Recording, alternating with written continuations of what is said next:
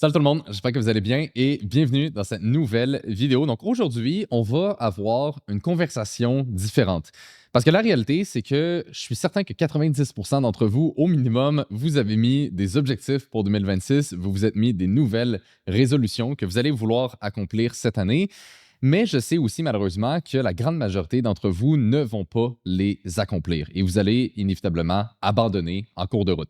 Et donc, si vous voulez faire en sorte que 2026 soit une année différente pour vous et que vous ayez réellement des résultats concrets, eh bien, vous allez devoir être capable d'éviter les erreurs majeures que la majorité des gens vont tomber dedans et qui justifient pourquoi toutes ces personnes-là, malheureusement, ont aucun résultat.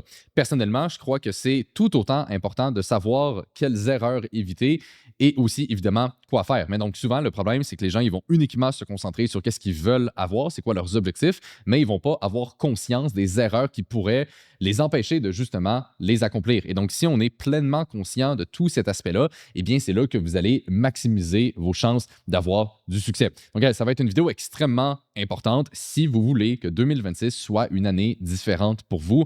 Écoutez cette vidéo en entier et assurez-vous de réellement appliquer ce que je vais vous expliquer aujourd'hui parce que ça va faire une différence. Donc, guys, j'espère que vous êtes excités pour la vidéo d'aujourd'hui. Si oui, mettez-y un like. Assurez-vous d'être abonné aussi à la chaîne si ce n'est pas déjà fait.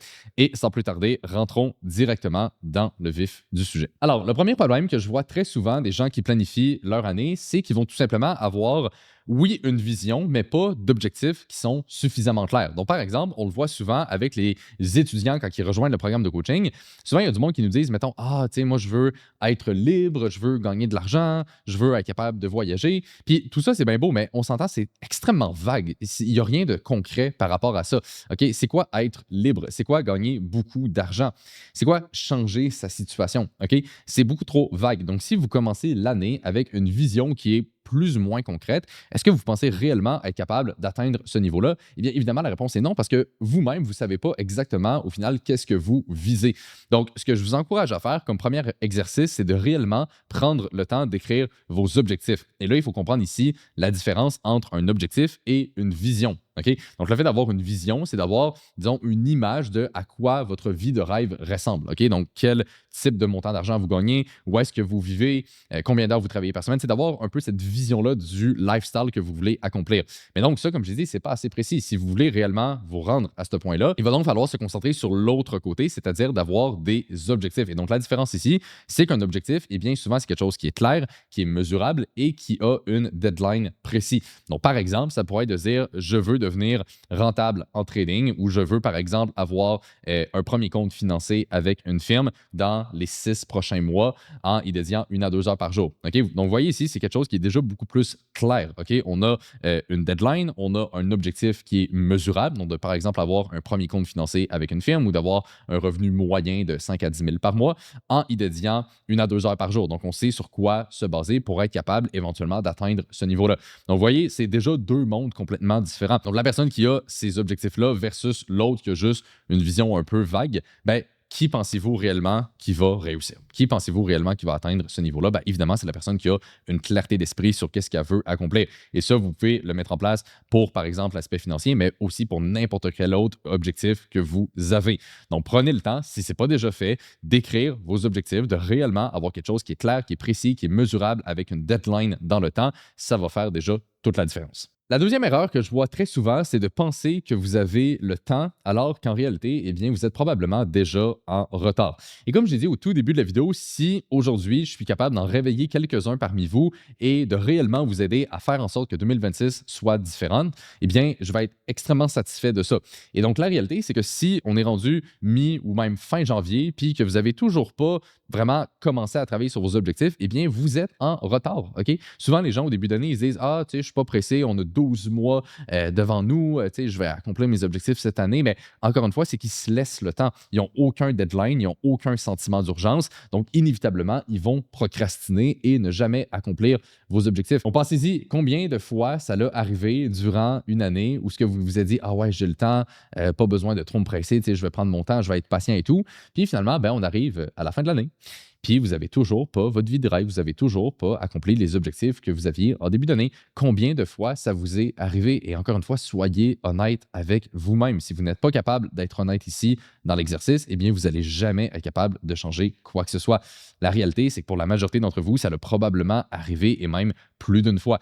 Donc, si vous voulez que 2026 soit différent, eh bien, vous devez vous enlever cette idée-là de la tête de « Ah, j'ai le temps, je ne suis pas pressé, 12 mois, c'est beaucoup de temps, puis ainsi de suite. » Non, changez ça et dites-vous « Je dois réussir le plus tôt possible. Je dois avoir un sentiment d'urgence et prendre le plus d'actions rapidement. » Donc, c'est en étant intense et en faisant plus que la majorité des gens que vous allez ultimement être capable de réellement avoir quelque chose de concret. Parce que si ce n'est pas le cas, puis vous vous laissez du temps à l'infini, eh bien, évidemment, il n'y a rien qui va réellement se concrétiser. Donc, changez votre état d'esprit par rapport à ça. Arrêtez de vous dire que vous avez le temps. Commencez à vous dire non, je dois réussir rapidement. J'ai un sentiment d'urgence. Il faut que ça aille le plus vite possible. Et vous allez voir, ça va débloquer une autre vision. Et c'est ça qui va vous permettre de prendre beaucoup plus d'actions par la suite. La troisième erreur qui est littéralement fatale, c'est de ne pas vouloir sortir de sa zone de confort. Ce point-là, il est difficile à aborder parce que la réalité, c'est que, eh bien, le confort, c'est facile et c'est agréable. Et tout le monde, au final, naturellement, serait porté à rester dans cette situation-là.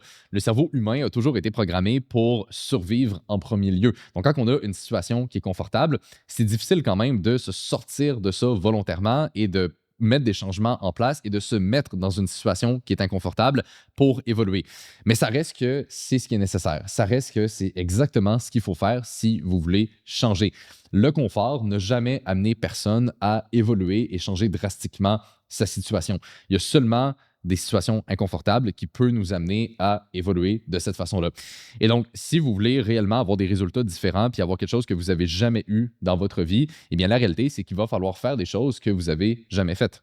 Et donc, ça, c'est la base de tout. Et donc, si on veut réussir à un haut niveau, le fait d'être inconfortable et d'essayer des nouvelles choses, eh bien, c'est la base de tout. Et moi, personnellement, c'est exactement ce que j'ai fait, surtout quand j'étais plus jeune. Quand je me suis lancé en trading puis en business, j'avais 15 ans. J'étais extrêmement jeune. Je ne viens pas d'une famille riche. On ne m'a rien donné. J'avais personne dans mon entourage qui faisait ça. On le sait, l'argent au Québec, c'est extrêmement tabou. Et surtout à l'époque, le trading, il y a 10 ans, c'était très peu connu. Donc, qu'est-ce qui est arrivé, vous pensez, quand je me suis lancé là-dedans et surtout quand j'ai commencé à documenter mon évolution sur les réseaux sociaux? Parce que ça fait déjà aujourd'hui 9 ans que je documente l'entièreté de mon parcours. Donc, qu'est-ce qui est arrivé à ce moment-là? Eh bien, évidemment, le monde riait de moi. Le monde me critiquait. Il y avait énormément de négativité par rapport à ça. C'était vraiment, vraiment, vraiment inconfortable pour moi de créer du contenu quand j'avais 15-16 ans par rapport à l'argent. Tu sais, on s'entend, surtout il y a 10 ans, ça sortait complètement du moule classique de la société, mais c'est quand même ce que j'ai dû faire pour évoluer dans une direction qui était différente. Donc, au final, si vous voulez réellement changer votre vie puis avoir, comme j'ai dit, des résultats que vous n'avez jamais eus, eh bien, par définition, vous allez devoir prendre des actions que vous n'avez jamais prises. Parce que si vous faites la même chose que les autres années, eh bien, pensez-vous réellement que les résultats vont être différents? Évidemment, la réponse est non. La quatrième erreur que je vois très souvent, c'est de constamment réfléchir, planifier, développer des objectifs, mais au final, ne jamais prendre action.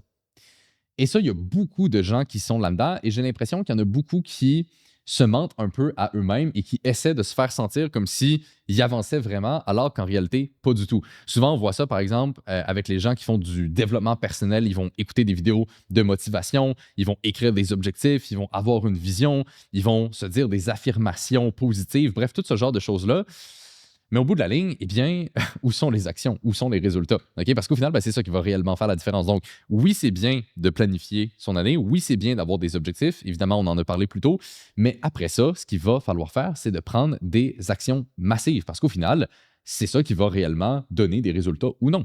Et donc, le point le plus important pour être capable, si on veut, d'entrer dans ce mindset-là, c'est un élément que j'ai mentionné tantôt, mais que je voulais développer davantage ici, c'est le fameux sentiment d'urgence.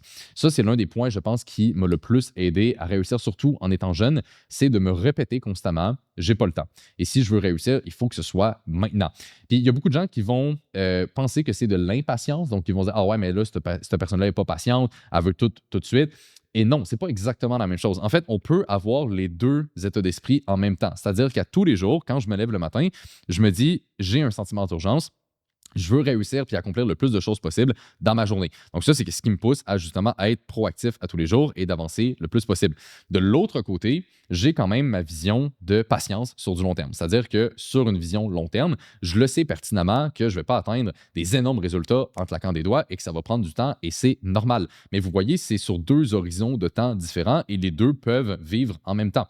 Souvent, le problème, donc, c'est qu'il y a du monde qui sont soit juste impatients. Donc là, ils vont se dire, ah ouais, je veux réussir rapidement. Puis dès qu'ils n'ont pas de résultat, ben, ils abandonnent. Fait qu'évidemment, c'est pas mieux. Puis de l'autre côté, il y a du monde qui sont trop patients. Donc, ils n'arrêtent pas de se dire, ah ouais, j'ai le temps, je suis pas pressé, je planifie, mais je prends pas trop d'action. Puis au final, ben, eux aussi, ils vont jamais réussir. Donc, on veut avoir un genre de sweet spot par rapport à ça, puis avoir en fait les deux états d'esprit en même temps. C'est le meilleur mindset que j'ai réussi à développer dans les dernières années qui m'a aidé à vraiment accomplir beaucoup de choses relativement rapidement. Puis un des points aussi qui m'a beaucoup aidé, c'est de réaliser qu'il n'y a pas vraiment d'aspect négatif à prendre des actions massives. Puis ce que je veux dire, c'est que si par exemple, vous voulez réussir en trading, vous voulez ou starter une business, eh bien, faites-le à 100%, allez-y de façon vraiment intense. Et après ça, peu importe ce qui arrive, eh bien, ça va vous permettre d'évoluer et d'avancer. Par exemple, si vous essayez une business, bon, ben si ça fonctionne, tant mieux. Vous avez une business qui fonctionne, ça roule, parfait, on accomplit ses objectifs, super. Si de l'autre côté, ça ne fonctionne pas, ben c'est pas grave. Vous allez apprendre de ça, vous allez évoluer, vous allez quand même développer des nouvelles compétences, vous allez savoir peut-être que, ah, OK, bon, ben ça, je l'ai essayé, ça n'a pas trop marché, j'ai fait telle erreur, OK, je me starte un nouveau projet, là, je vais éviter ces erreurs-là. Ou par exemple, vous allez vous dire, OK, bon, ben ça, j'ai essayé dans tel domaine, finalement, ça ne m'a pas trop rejoint, je vais essayer un autre domaine. Mais dans tous les cas, le fait de prendre action, peu importe que le résultat en soi soit positif ou négatif, c'est quelque chose qui va vous aider à avancer. Donc, le fait d'être dans l'action et d'être proactif dans sa vie, c'est réellement la meilleure façon d'accomplir ses objectifs. La personne qui fait juste réfléchir et visualiser sa vie de rêve, eh bien, inévitablement, ne va jamais l'atteindre. Et la cinquième erreur que souvent les gens font en début d'année, c'est de mettre l'emphase sur la motivation au lieu de la discipline. Et ça, on le voit très souvent, par exemple, au gym. OK? En début d'année, tout le monde est au gym, tout le monde est motivé, tout le monde se dit, ah ouais, cette année, ça va être différent, cette année, je vais avoir des meilleures habitudes. 3 semaines après, il n'y a plus personne. OK? Pourquoi? Ben parce que ces personnes-là se concentrent sur la motivation. OK? On vient de commencer l'année, ils sont motivés, ils ont des émotions, donc let's go, on y va, puis on est craqué. Mais il n'y a pas de réelle discipline derrière ça. Donc, il y a toujours eu un peu ce débat-là entre la motivation, la discipline. Personnellement, j'ai toujours penché plus du côté de la discipline. Donc, quelqu'un qui est discipliné, par définition, c'est quelqu'un qui va faire ce qu'il a à faire, même si ça ne lui tente pas. Et ça fait la différence. Si vous avancez sur vos projets seulement quand ça vous tente, seulement quand vous êtes motivé, ben, inévitablement, vous allez vous faire dépenser par la personne qui, elle, avance même quand ça ne lui tente pas. Donc, elle a la différence entre discipline et motivation. Et j'ai toujours cru que la discipline, c'est le point le plus important. Parce que est-ce qu'à tous les jours, je me lève et j'ai envie de travailler? Est-ce que je suis toujours extrêmement motivé? Honnêtement, la réponse est non, même encore aujourd'hui. Puis ça a été le cas durant toute ma vie. Il y a des jours où je me lève le matin puis je me dis, aujourd'hui, ça me tente pas. J'ai pas envie d'aller au gym, j'ai pas envie de faire tous les appels que j'ai de prévus, j'ai pas envie de travailler sur telle affaire.